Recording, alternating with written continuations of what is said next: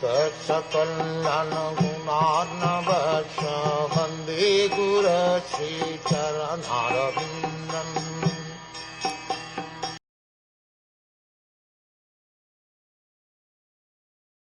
Devotional service executed by a person who is envious, proud, violent and angry, and who is a separatist, is considered to be in the mode of darkness. It has already been stated in the Srimad Bhagavatam, 1st canto, 2nd chapter, that the highest, most glorious religion is the attainment of causeless, unmotivated devotional service. In pure devotional service, the only motive should be to please the Supreme Personality of Godhead.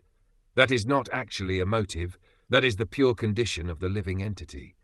In the conditioned stage, when one engages in devotional service, he should follow the instruction of the bona fide spiritual master in full surrender. The spiritual master is the manifested representation of the Supreme Lord, because he receives and presents the instructions of the Lord, as they are, by disciplic succession. It is described in Bhagavad Gita that the teachings therein should be received by disciplic succession, otherwise there is adulteration. To act under the direction of a bona fide spiritual master with a motive to satisfy the Supreme Personality of Godhead is pure devotional service. But if one has a motive for personal sense gratification, his devotional service is manifested differently. Such a man may be violent, proud, envious, and angry, and his interests are separate from the Lord's. One who approaches the Supreme Lord to render devotional service, but who is proud of his personality, envious of others or vengeful, is in the mode of anger.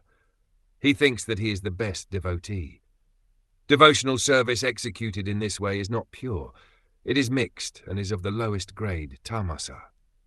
Srila Vishwanath Chakravarti Thakur advises that a Vaishnav who is not of good character should be avoided. A Vaishnav is one who has taken the Supreme Personality of Godhead as the ultimate goal of life. But if one is not pure and still has motives, then he is not a Vaishnav of the first order of good character. One may offer his respects to such a Vaishnav because he has accepted the Supreme Lord as the ultimate goal of life, but one should not keep company with a Vaishnav who is in the mode of ignorance.